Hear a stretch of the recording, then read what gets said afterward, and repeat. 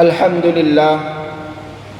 لله رب العالمين وبه نستعين على أمور الدنيا والدين والصلاة والسلام على أشرف الأنبياء والمرسلين وعلى آله رسول الله أجمعين أما بعد فيا عباد الله إني أوصيكم ونفسي بتقوى الله وطاعته لعلكم تفلحون. قال الله تعالى في القرآن الكريم: أعوذ بالله من الشيطان الرجيم بسم الله الرحمن الرحيم يا أيها الذين آمنوا اتقوا الله حق تقاته ولا تموتن إلا وأنتم مسلمون.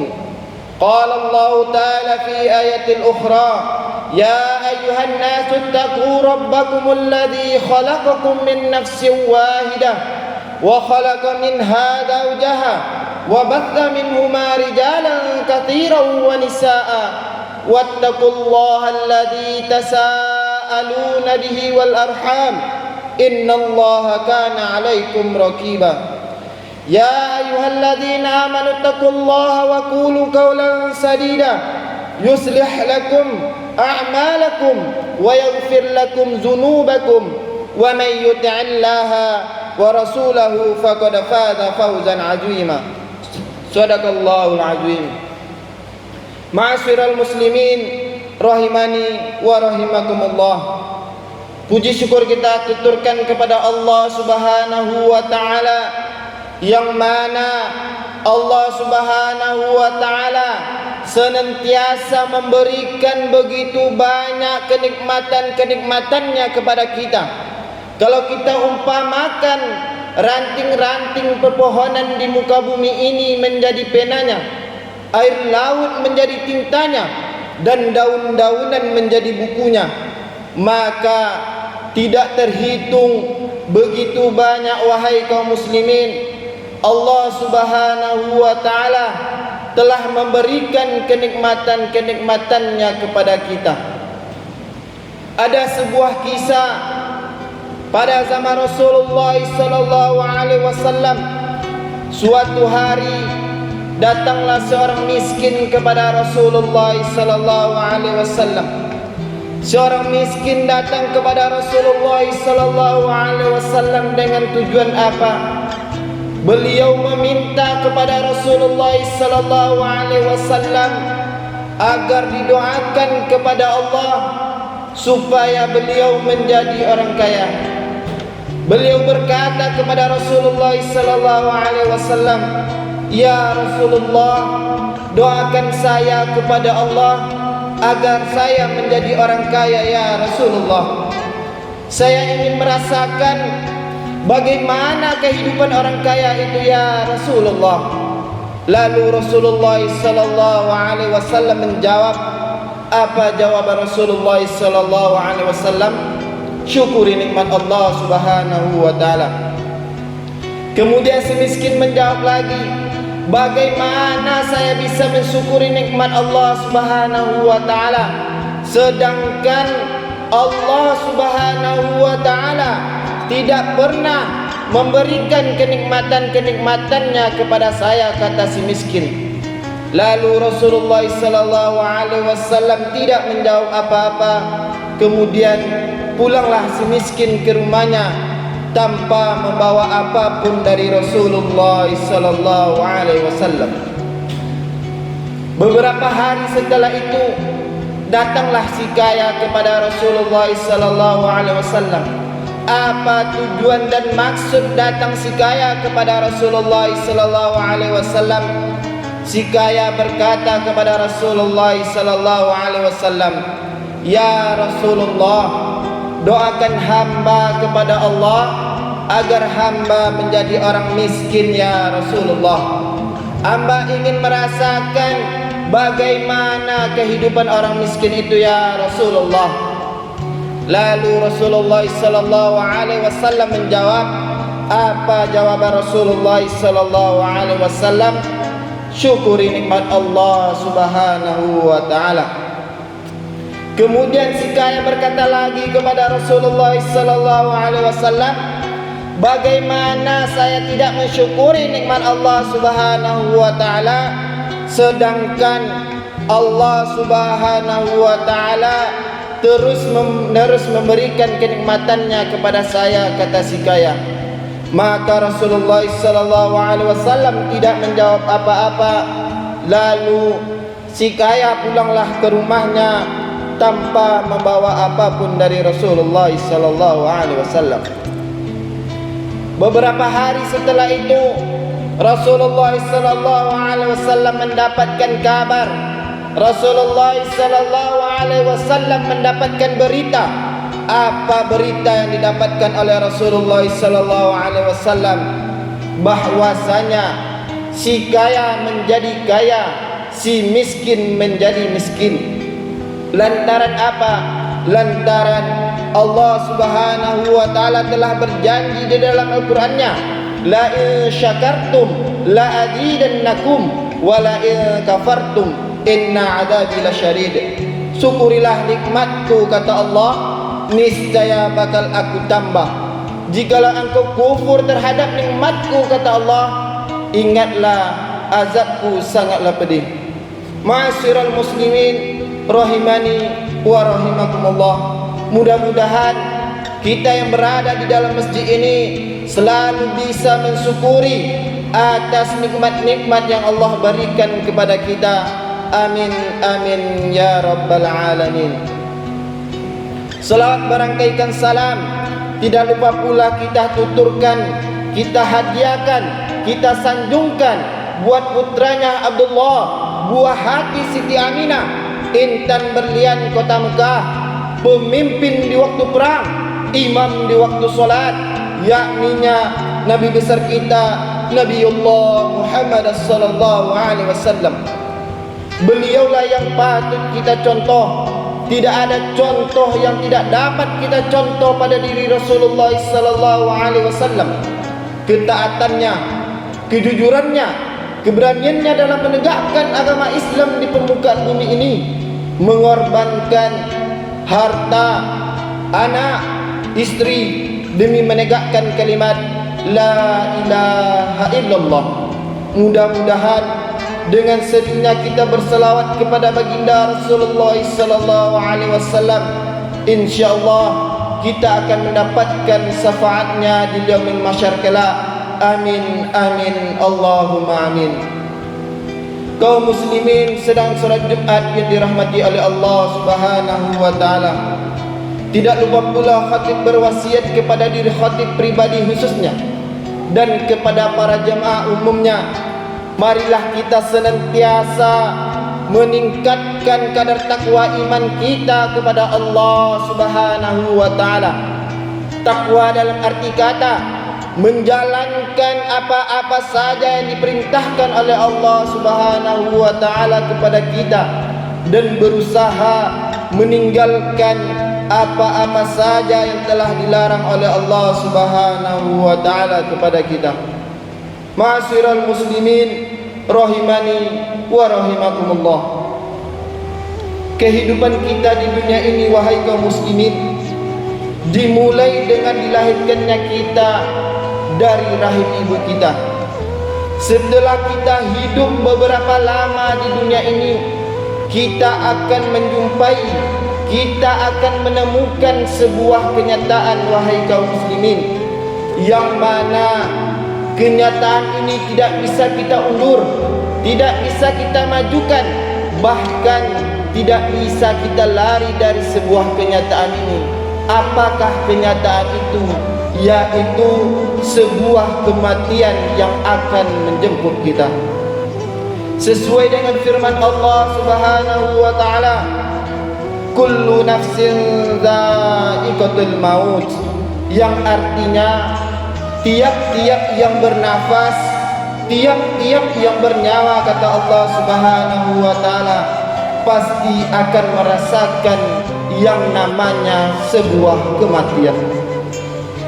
Ayat ini merupakan ayat yang paling agung, yang apabila kita baca, mata kita menjadi berkaca-kaca, yang apabila didengar oleh hati, maka hati kita menjadi gemetar, dan apabila didengar oleh orang yang lalai, maka akan membuat orang lalai tersebut bahwasanya ia ingat dirinya akan menemui sebuah kematian.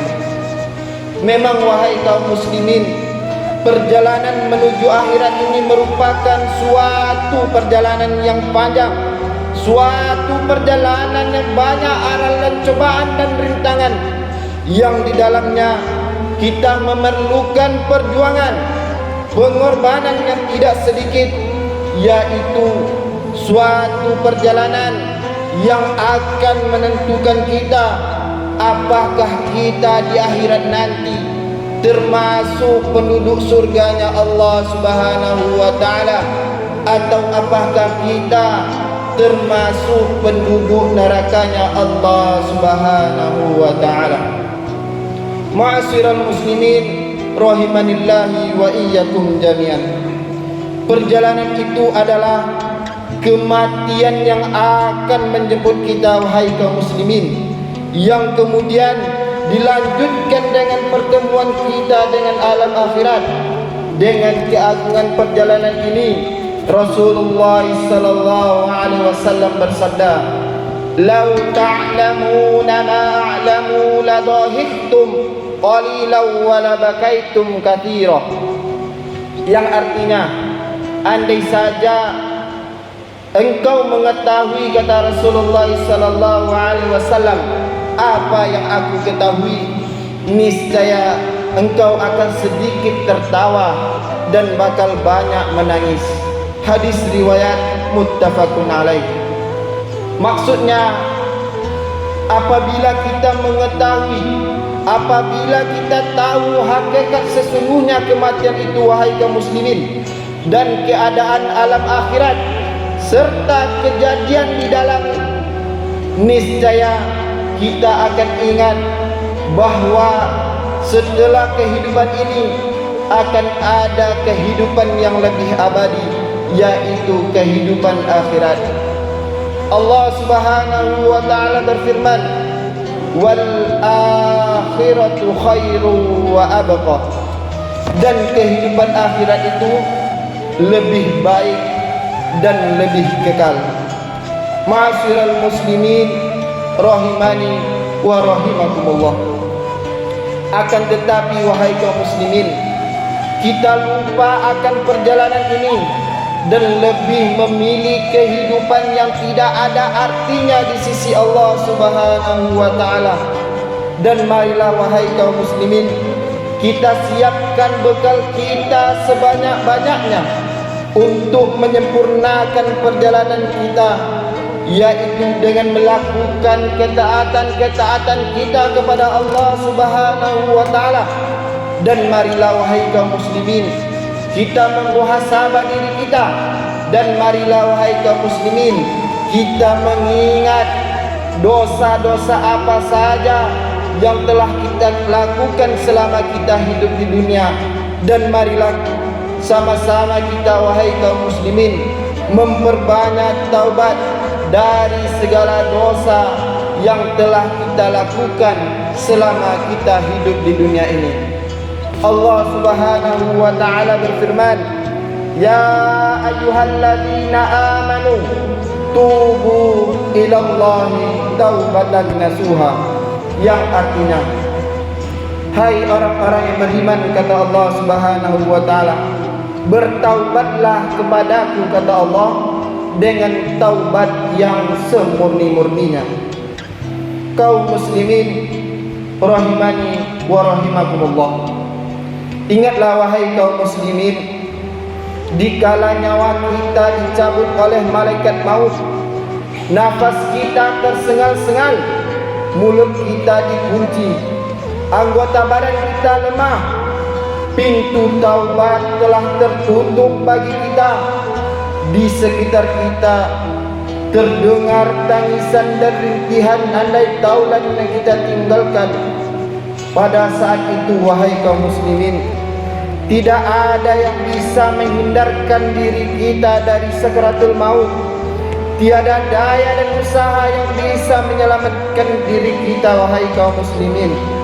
Maka daripada itu, marilah kita selalu mengingat kematian ini, wahai kaum muslimin. Kenapa itu?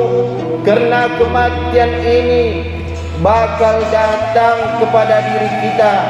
Lambat lautnya bakal datang kepada kita. Kita tidak tahu, wahai kaum muslimin, kapan malaikat maut akan menjemput kita, di mana posisi kita. Apakah kita dalam keadaan berbaring, apakah kita dalam keadaan duduk, atau apakah kita dalam keadaan berlari? Kita tidak tahu, wahai kaum muslimin. Karena sesungguhnya Allah Subhanahu wa ta'ala telah berjanji di dalam Al-Qur'annya, sesuai dengan ayat yang Khatib bacakan di awal khutbah tadi. Sesungguhnya tiap-tiap yang bernafas pasti akan merasakan namanya kematian. Cukuplah, wahai kaum muslimin, kematian sebagai nasihat bagi kita. Cukuplah, wahai kaum muslimin, kematian menjadikan hati kita bersedih. Cukuplah, wahai kaum muslimin, kematian menjadikan air mata kita berlinang. Berpisah dari ibu tercinta, berpisah dari ayah tercinta. Dan marilah, wahai kaum muslimin, kita tanyakan kepada diri kita masing-masing. Dan marilah, wahai kaum muslimin, kita tanyakan kepada diri kita sendiri, kapan kita akan meninggal, di mana kita akan meninggal. Demi Allah, wahai kaum muslimin, itu hanya Allah lah yang tahu jawabannya. Dan marilah, wahai kaum muslimin, kita tingkatkan amal soleh kita kepada Allah Subhanahu wa ta'ala. Selagi Allah Subhanahu wa ta'ala memberikan kesempatan kepada kita, selagi Allah Subhanahu wa ta'ala masih memberikan nikmat kesehatan kepada kita, marilah kita sama-sama, wahai kaum muslimin, melangkahkan kaki kita, mengayunkan tangan kita menuju masjid ini. Kita tidak tahu, wahai muslimin, kapan Allah akan mengutus malaikat maut untuk menjemput kita. Allah Subhanahu wa ta'ala tidak memandang usia, wahai kaum muslimin. Ada yang 20 tahun, 70 tahun, bahkan sampai 100 tahun. Allah tidak memandang itu, wahai kaum muslimin.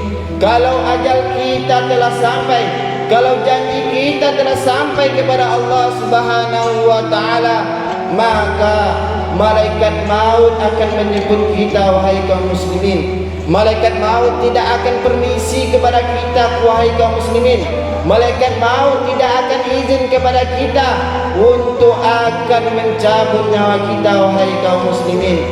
Maka daripada itu, marilah sekali lagi kita renungkan diri kita, memuhasabah diri kita.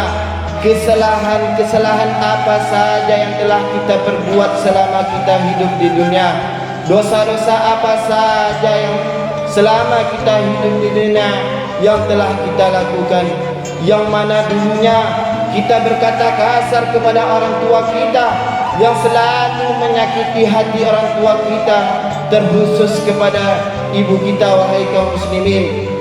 Selagi ibu kita masih hidup, marilah kita, wahai kaum muslimin, meminta maaf kepada ibu kita, kepada ayah kita, kepada sanak saudara kita, wahai kaum muslimin. Karena sesungguhnya kita tidak tahu kapan kematian akan menjemput kita. Kaum muslimin rahimani wa rahimakumullah, mungkin inilah yang dapat Khatib sampaikan pada Jumat kali ini. Mudah-mudahan ini semua bermanfaat bagi diri Khatib pribadi khususnya, dan bermanfaat bagi kaum muslimin umumnya.